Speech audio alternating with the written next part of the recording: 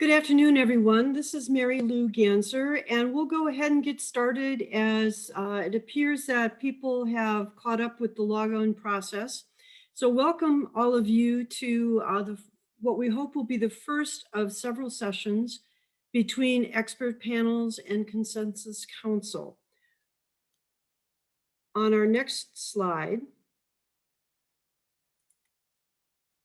we'll show the agenda for what we plan on covering today. First, we'll review the project proposal review process that Consensus Council uses. Then we'll offer some guidance to expert panels as you put together the DDC roster. We'll review the expert panel roles and expectations in both general sense and also particularly in the document development area. And then we will move into a Q&A. Whoops, we need to go back one. There, we need to go back, please. There we go. Before we start, I want to emphasize that we will try to handle all questions, but they're going to be presented at the end.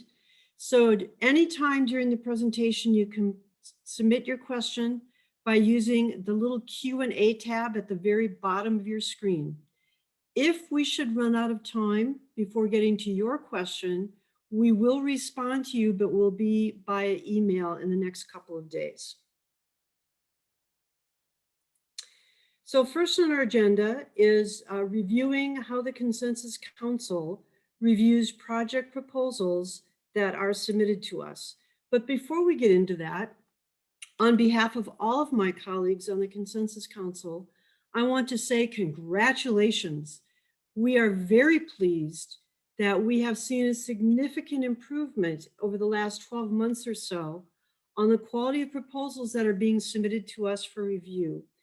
We know that drafting proposals is a lot of work, and we really appreciate what you are doing and the significant improvement we have seen in the quality. So well done, keep it up. You're doing a great job. Keep those proposals coming into us.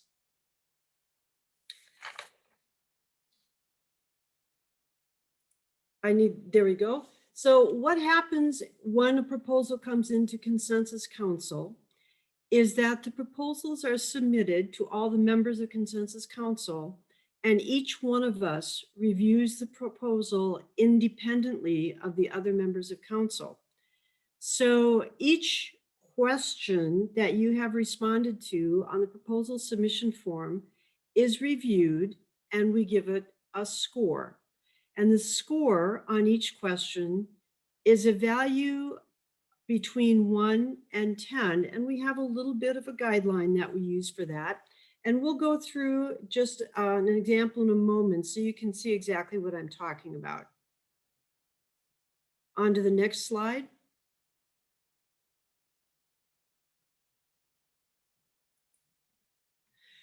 So once a council member has finished reviewing the proposal, he or she will submit their scores to Jen Adams, and we do that without sending the scores out to everybody in council. That way we maintain our independence and lack of influence from the thoughts of other council members as we are initially reviewing the proposal. Then the scores on the individual questions are weighted, and that's a standard weighting that we use with every proposal, because not all questions are equally important in the review process. So Jen, once Jen gets the raw scores, she will then compute all the weighted scores for the council members to review later on. After all those results are compiled and the overall weighted scores computed, Jen will then distribute that to Consensus Council just prior to the meeting at which we are going to discuss those particular proposals.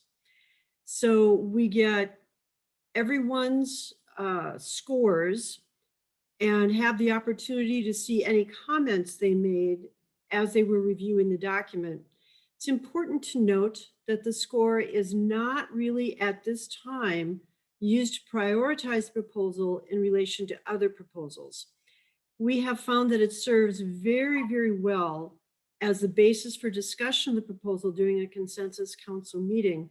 The very fact that we go through and associate a score with each question means that we have to spend some time thinking about the response to the question that is on the proposal form. So an excellent tool for discussion by council.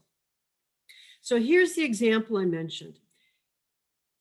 Question 2, part 1A on the proposal form reads, how does this proposed project meet CLSI's mission, which is develop clinical and laboratory practices and promote their use worldwide? On our scoring tool, we have some guideline or thought questions that help us focus our thoughts as we're reviewing each response.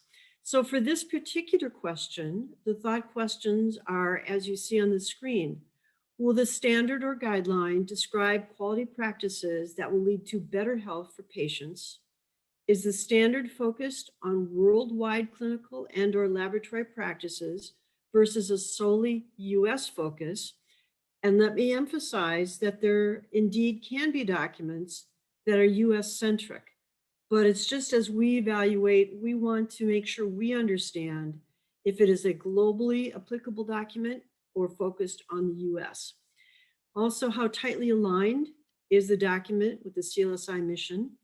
And does the document address an unmet need that other organizations are not likely to fill?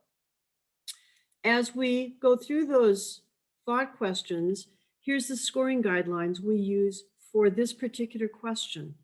We give it a score of somewhere between a 1 and a 5 if, as we review it individually, we feel it does not meet CLSI's vision and mission, a score of somewhere between 5 and 10 if we feel it partially meets the vision and mission, and a score of 10 if we feel it fully meets the vision and mission.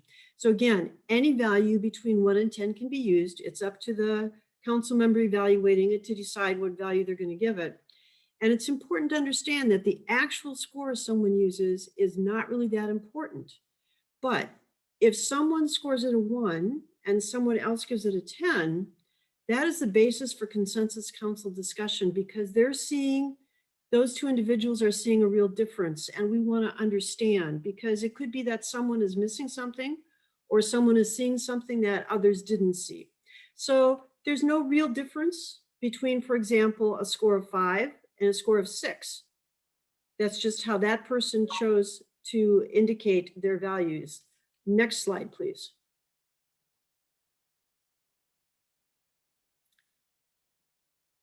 Can I have the next slide, please?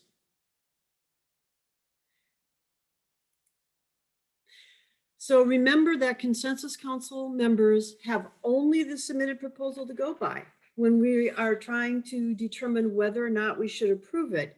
We are not mind readers. We cannot read between the lines. So it is absolutely critical that all questions on the form be filled out completely and that you are as explicit and complete in your answers as possible. And also, there is no magic number that a proposal needs for authorization. As I said, right now we are using what we call the score, the composite score, to help us in our discussions of the proposal. So go ahead and move into some guidance we have for expert panels as you approve, as you submit DDC rosters for our approval. If you have looked recently at the standards development policies and processes, you will remember that the SDPPs have no requirement for balance on a DDC, but it is important to remember that you should have representation from each constituency. And that is because when it comes to votes of the DDC, you must have one affirmative vote from every constituency. But again, the overall composition does not have to be balanced. But do expect when you submit a proposed roster to the council that we may question it if we find that one constituency outweighs the combination of the other two. For example, if you had a 10-person proposed DDC and 8 out of the 10 people were from one constituency and you only had one each from the other two, you might expect that you would get questions from Consensus Council before approval of that roster. There may be times when there's good reasons for it to be that way. You need to let us know that. So expert panels, you need to make sure as you're reviewing proposals before they're submitted that there is both a DDC chairholder and a vice chairholder designate listed in the proposal. Very important from our point of view. Also, look at what other committees DDC designate is already involved in, and we encourage this to avoid overcommitment. So if you have a choice of someone who's currently not serving on a DDC or is on a DDC that is getting close to the end of its task, that is totally different than saying, well, this person I'm going to list as a DDC member and they're already on 4 other active DDCs, because very possibly we're overcommitting that volunteer. We also want to avoid having multiple DDC members from the same organization, especially true for a chair and a vice chairholder. They should never be from the same institution unless it's absolutely impossible to find somebody else. And so far, we've not found that to be the case. So watch not only the constituency, but try to make sure that you're not putting on multiple members from the same organization. The DDC chairholder designate, as they're looking over the list of volunteers, it also needs to work to avoid overcommitment of the volunteers. And we feel it's wise to make sure that a first-time volunteer is only a member of one DDC. They may be a contributor on other DDCs, but if this is their first time in that role, it's best to have them on only one at a time. Again, we need to have at least one member from each constituency. We would encourage all DDCs to have at least 2 if possible, so that if one member is absent from meeting, the vote can still be valid as long as the other person is there and votes affirmatively. Again, avoid multiple members or contributors from the same organization. And DDC can have between 10 and 12 members and 0 to half as many contributors. Project managers need to clearly communicate expectations on time commitment and role-based activities in the call for volunteers, so that before somebody even self-nominates, they have an appreciation of what they're getting themselves into. If there's several invitations that go out in a call for volunteers and a nominee responds to more than one of those, then it is appropriate to ask them to prioritize their interests. So again, we don't want them being chosen to be on, for example, if a call goes out for 4 different DDCs at the same time, we don't want them to respond that they are interested in all 4 and be chosen for all 4. And the project managers have a lot of experience with volunteers and other committees and can talk to their fellow project managers regarding their experiences. So it's also important to review what is known about a given volunteer's reliability and ability to meet deadlines in this process. Very, very important. And I will now turn it over to our Consensus Council President, Jim Petisce. Hi, hello, everyone in attendance. I'm the Consensus Council Chairperson. I haven't been promoted to President yet, but maybe someday soon. It's my pleasure to make this presentation. Before we get into the specific roles and expectations of expert panels, it's important to review the reason why we volunteer for CLSI service. As you can see on this slide, everything we do to serve CLSI is consistent with the mission and vision of CLSI.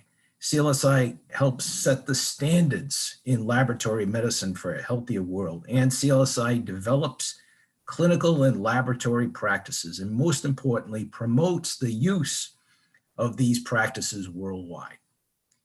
So now that we know why we volunteer at CLSI, let's review how CLSI documents are actually used, which are shown on the next slide, please.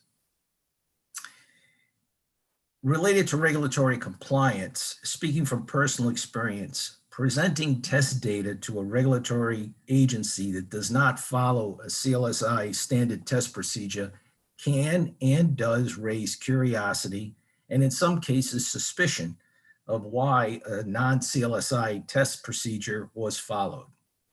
In professional practice, CLSI best practices are commonly implemented in preparation for accreditation. And lastly, CLSI documents are used for education and training of laboratory staff. On the next slide, just a quick review of the two major types of documents that CLSI publishes. A standard contains essential requirements, whereas a guideline contains suggested operating practices, methods, or materials. So now we have reviewed why we volunteer, how CLSI documents are used, and the two major document types published by CLSI. So now let's cover the responsibilities of expert panels. One large area of responsibility is document development. As shown on the next slide, this is broken down into 4 separate tasks. A very important expert panel responsibility is identifying and proposing new projects for document development. This is essentially the first step that fuels the engine of CLSI's continued future growth. This activity supports CLSI's continued relevance in clinical laboratories worldwide. I think it's appropriate to mention that, just as a reminder, that in early March, CLSI will be hosting its first Future Focus Forum. 3 speakers will be sharing their insights on March 9th on emerging areas within the clinical laboratory. The goal of these presentations is to provide expert panels fertile ideas for new document development projects. So you can see how nicely it ties into the first task shown on this slide. Now, moving on to the second task, it is reviewing proposals for document development projects from other sources and informing the Consensus Council of their suitability as a viable project to support. The third task presented on this slide leverages the subject matter expertise within an expert panel by reviewing, commenting, and voting on documents within the expert panel's expertise area during the proposed draft voting process. The last presented task is periodically reviewing documents within the expert panel's area of expertise for recommendation on either reaffirmation, revision, withdrawal, or archival disposition. It's important to mention that all 4 tasks are critical expert panel responsibilities to support CLSI's continued growth and relevance. On the next slide, the most critical document for consideration and evaluation of a proposed document development project is the project proposal form. The Consensus Council relies upon expert panels to ensure that these forms are thoroughly completed before submission to the council.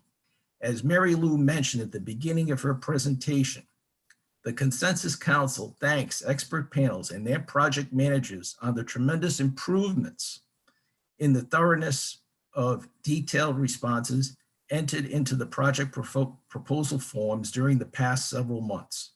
Thank you very much for your progress in this important area, because it has made our task of evaluating proposals more thoroughly informed, more realistic, and it saves the organization time between and avoids the Consensus Council sending back proposals to expert panels for clarification or fortification. On the next slide, reviewing and commenting on proposed draft documents relies yet again on the subject matter expertise within an expert panel to provide critical review comments on the technical content and scope. The expert panel also provides a critical review of document readability, quality, and utility. Lastly, expert panel members are expected to submit a vote on all proposed documents within their expertise area that are distributed to them via electronic ballot through the CLSI exchange. Periodically, matter of fact, every 5 years, documents are reviewed. No surprise, this is called the 5-year review process. And the purposes of this is for expert panel action is to assess whether an existing CLSI document is still valid, it's up to date, it's globally applicable, and to consider whether it should be combined with another CLSI document. And on the next slide, as shown here, there's 3 possible dispositions as a result of the 5-year review. The simplest one to understand is if a document is still valid, current, or has global application. In this case, reaffirmation is the final disposition. In the case of a document needing to be updated because of new technology or optimized methodology, then revision is the appropriate final disposition. In the case of a document no longer relevant, withdrawal of documents is the appropriate disposition. And finally, if a document is still technically valid, poses no safety risk when implemented, but is no longer being reviewed, it can be archived because it is still of value to the clinical community. Another area of responsibility for the expert panel is shown on the next slide. The Consensus Council relies upon expert panels for recommended appointments of people to expert panels and document development committees. This is an important task that once again leverages the expertise within an expert panel. So by now, as shown on the next slide, the communication flow between the Consensus Council and expert panels has been explained, and its importance to the continued success of CLSI has been mentioned many times. This figure attempts to highlight the criticality of this communication flow as shown in the red arrows between the Consensus Council and the 10 expert panels. The last topic that I'd like to cover today is related to Consensus Council liaisons. Next slide, please. Liaisons are intended to provide enhanced communication between all expert panels and the Consensus Council. The concept of liaisons was developed by my predecessor, Dennis Ernst. Each expert panel has its own assigned Consensus Council liaison. The specific responsibilities for your Consensus Council liaison are shown in this slide. I think the 3rd and the 4th bullets are the most important because they show what the liaison provides and how they facilitate communication between an expert panel and the Consensus Council. Now, when the Consensus Council started to think about liaisons, not only did we discuss what a liaison should do, but just as important, what a liaison should not do. And this is shown on the next slide, please. As shown on the slide, the liaison shall not serve as a coach or advisor or for an expert panel, nor are they asked to make any decisions on behalf of the Consensus Council. So before I turn it over to Jen for questions for today's attendees, we have 2 quick polling questions. This will only take a minute each, and your input's greatly appreciated. So may I have the first polling question, please? Oh, great, they're together. If you could just please take a minute and complete each of these questions, it would be greatly appreciated.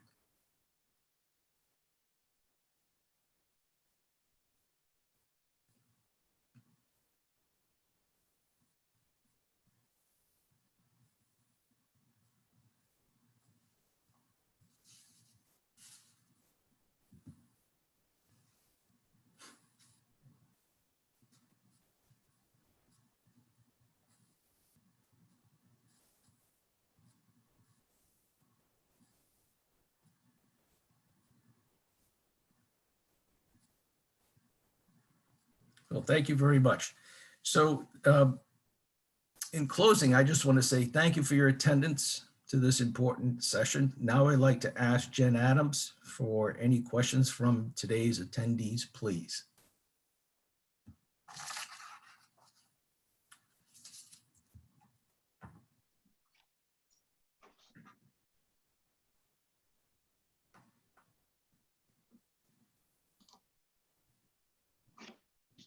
Okay, we have one question, and this question is probably best answered by Mary Lou as it involves project proposal. And the question is, can your scoring sheet be shared with us? That way we know what you are looking for.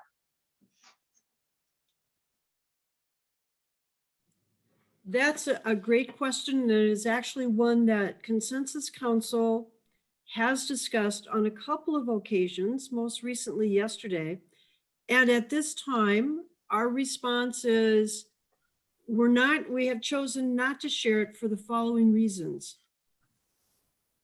Each of the questions that are on the proposal form, we expect to be answered in the proposal, and we don't want to direct that response one way or another, because sometimes if you're looking at our thought questions, you're only going to respond to those questions, and there may be other very important items that you then don't cover in the proposal because they're not covered in our thought questions. Additionally, we continually are reviewing both the proposal form itself and our score sheet, if you will, to say, does this question really give us information that helps us as a representative of the organization determine what it would be useful to apply our resources to? So something that if we chose to hand out something today, by next month, there could be parts of it that have changed. And if we've disseminated it beyond council, then we have to continue to remember to send out any updates. And at this point in time, we don't feel that, number one, that we would always remember to do that. And that number two, you would always have the most current version of what we're working with, because Consensus Council meets twice a month. And as I said, we continually review all these things and make changes based on our assessment of what we're seeing and what helps us and what doesn't help us. So at this point in time, it could change in the future, but at this point in time, we have chosen not to share that. But again, what we are looking at really comes straight off the proposal. May I add to that, please? To add to what Mary Lou just said, the Consensus Council is actively reviewing the form that you're asked to complete to see if any additional information can be provided to help clarify exactly what we're looking for in addition to the information that's already on the form. And this is an active project. It's rather time consuming to go through the whole form, but we're making very good progress. And we should have something available to share in the next couple of weeks.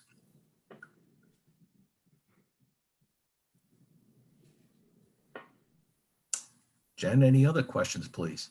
Sure, here's another question for you. The question is, it seems that some documents have co-chairholders and others have a chairholder and a vice chairholder. How is the distinction made?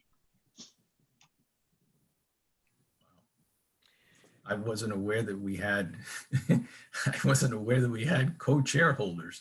We do, and a lot depends on how the roster is submitted to Consensus Council.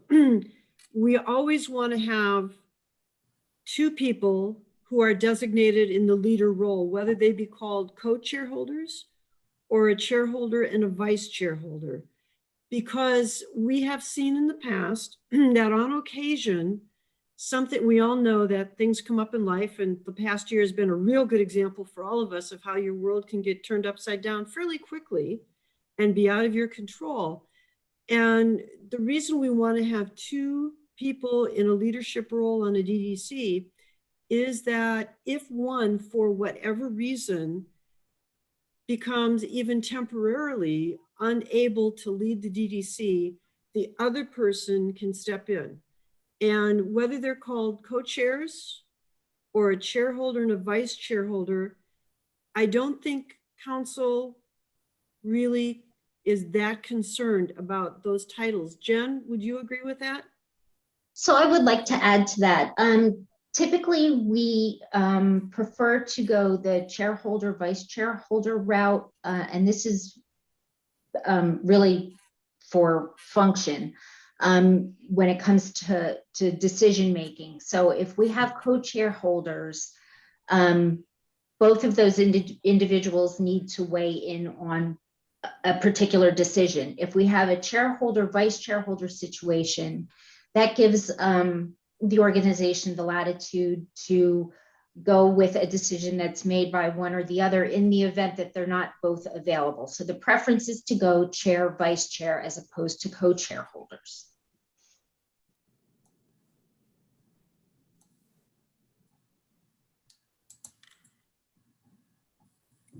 Okay, any other questions, Jen? Sure. We have a question. Can you please define what you mean by constituency? Yes. There are 3 constituencies that we like to see represented in all CLSI activities, and they are professions, government, and industry. So when the word constituency is mentioned in the context of CLSI, it means those 3 groups of people, representatives from each one. And I believe if you look at the proposal form, I do not recall which question it is, but we do define the 3 constituencies, I believe, on the proposal form. Yes, that's correct. Yep. Another question, please, Jen. Sure. Here's a question. Have the expert panel liaisons been selected? Are their names available? They have been selected, and since from time to time the composition and membership within the Consensus Council changed, no surprise, the liaison names do change. These are shared with the project managers for each expert panel. So if you're on an expert panel and you don't know who your liaison is, my advice is to please contact your project manager and they'd be happy to provide you that person's name.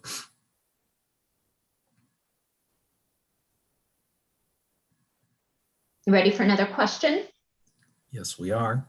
Sure. So regarding selection of DDC members, are there any thoughts of requiring a reference from, for example, a supervisor to ensure the volunteer will have the time and a suitable person for the very collaborative nature of CLSI document development?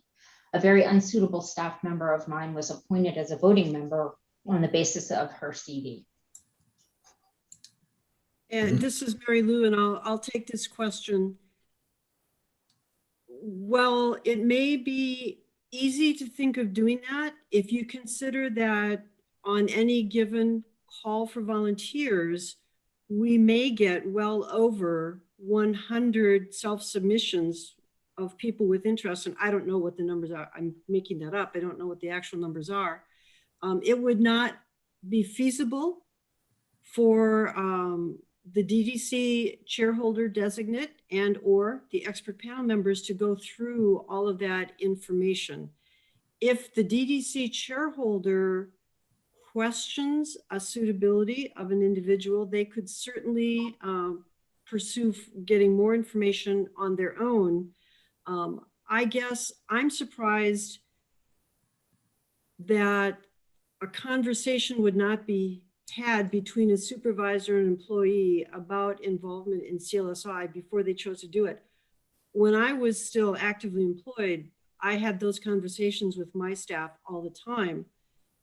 mainly encouraging them to get active, to be involved in those kinds of things. If I felt they weren't going to be suitable, I never would have had the conversation with them. So it is certainly something that we can give more thought to, but I would think it would be very difficult to do that. Jen, do you have thoughts? Mary Lou, I agree with your perspective. Certainly, we would encourage a dialogue within an institution before nomination is brought forward. And, you know, just having conversations internally would probably help facilitate that process overall on both sides of the equation.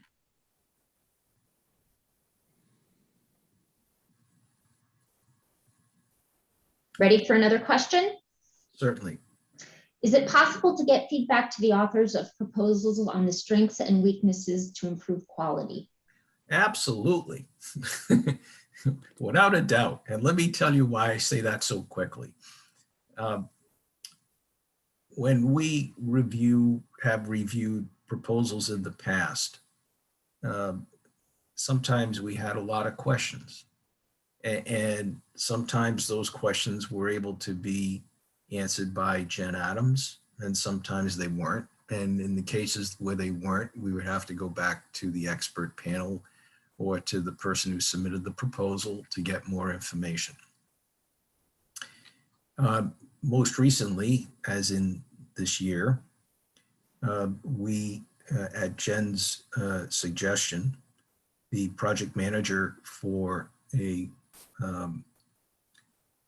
particular document, proposed document, or the expert panel attends that portion of the consensus council meeting when that proposal is being discussed. So that project manager hears exactly what consensus council is saying about the proposal. Here's what the discussion is. And the project manager has the ability to provide that feedback to the authors of proposals on the strengths and weaknesses. And so if you're desirous of having that information, the fastest way to get it is to talk to the project manager who was present during the review of the proposal. Mary Lou, anything else to add to this? No, I think that would cover it. And granted, a couple of years ago, we did not have that process in place, and it was probably harder for someone to get feedback. We certainly have been attempting to make sure the authors get more feedback than they did in the past. Probably more so if for any reason we have concerns about the proposal. You know how it is, you're likely to get much more feedback when it's negative than positive feedback. It's just kind of human nature that way. But yes, we do hope that we give you enough feedback. If you have lingering questions about something regarding the proposal, I'd encourage you to contact your council liaison. And again, not asking them why a decision was made, but just say, can you help me understand what the basis for the decision was? Hey, Jen. Here's another question. I didn't see mention of the role of advisor to an expert panel. Can you comment on how that role interacts with the panel? Mary Lou, would you take this, please? I think the answer to that question is partially dependent on the expert panel itself and how they choose to interact with advisors. In many respects, a contributor on a DDC or an advisor on an expert panel could be considered a training position for somebody who is new to the organization and not comfortable, perhaps thinking of themselves as someone suitable to be on an expert panel. But certainly one of the ways you can find out what an expert panel does and how it functions is to be in that advisor role. That would be for a new person coming in, and hopefully there would be somebody on the expert panel who would help mentor that individual and help them learn the ropes, if you will. The other potential role for an advisor is simply that, to advise their colleagues on the expert panel on topics that they are very, very knowledgeable about themselves. So again, not all advisors are going to be equivalent. Not all expert panels are going to look to their advisors in the same way. So if you are finding within your expert panel that you have specific thoughts on what advisors might be involved in, don't hesitate to share that with your project manager and or your council liaison, because that information is always valuable to us. Okay, one final question. Does the Consensus Council suggest authors of project proposals to include international partners and authors, even if the document hadn't included that perspective before? Oh my goodness, the answer to that is absolutely. In fact, we just yesterday were reviewing a proposal, and as we looked at it, we felt it very important that there be some international representation on the DDC, and it was a proposal at that point in time.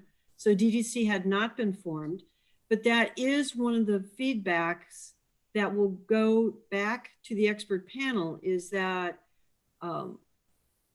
it's a little bit stronger than we encourage you, and it's almost we expect that you will have international representation on the DDC. And sometimes that will be focused in particular areas. For example, if we think a document may take on somewhat of a different flavor for a resource restrained country versus rest of world, we will more specifically suggest that they look for somebody from a resource constrained country.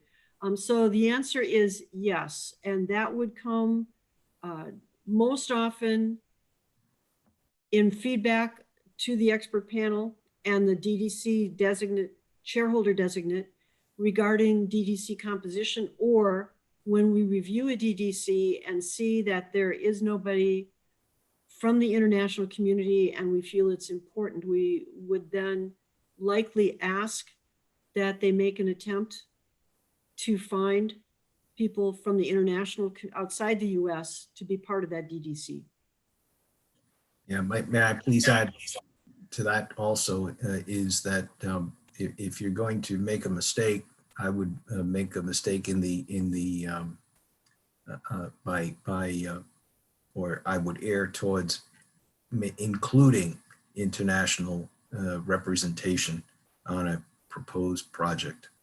One of the key things that we look for is whether or not a document is US centric or is it global in nature. And obviously we would prefer to see a proposal for a global nature-based project.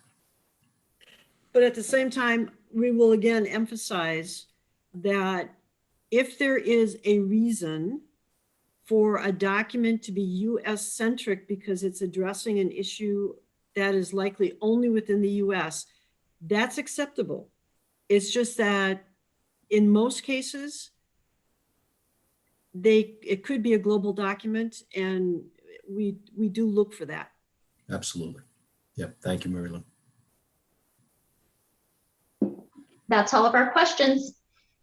Fantastic.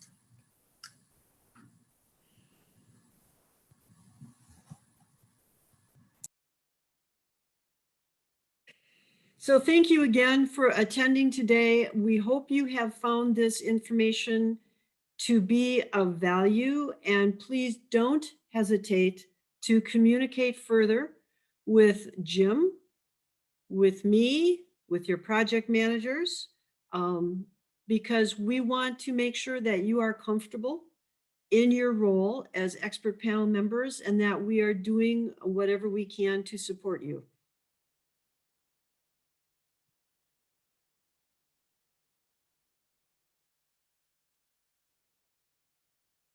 Any further closing comments, Jim? I want to thank everyone for taking time from their busy schedules to join this session today. We do hope that you found it informative. We will be having I mentioned the Future Focus Forum. I hope you find time in your schedules to attend that very exciting session. And we'll also be having a few other sessions in addition to this one that you've already received invitations to. So thank you once again for joining.